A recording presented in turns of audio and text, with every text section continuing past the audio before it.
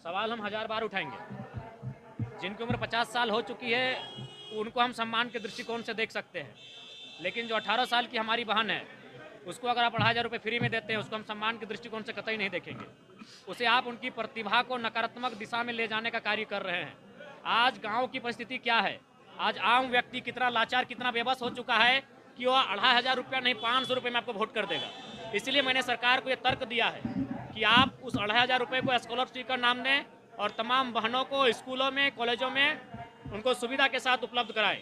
School जाने से पहले अगर आप किसी बहन के हाथ में 2,500 रुपये देंगे तो कहीं ना कहीं वह श्रृंगार के कार्यों में, कहीं ना कहीं कुछ ऐसे कार्यों में मैंने यूज करेंगी जिनका कोई विशेष वो लाभ नहीं ले पाएंगे। लेकिन स्कूल जाने के बाद अगर स्कॉलरशिप के रूप में 2,500 रुपये देंगे तो उसको शैक्षणिक रूप से मजबूत होगी, और जितना उसकी शिक्षा मजबूत होगी तभी वास्तव में नारी सशक्तिकरण की परिभाषा को हम परिभाषित कर सकते हैं।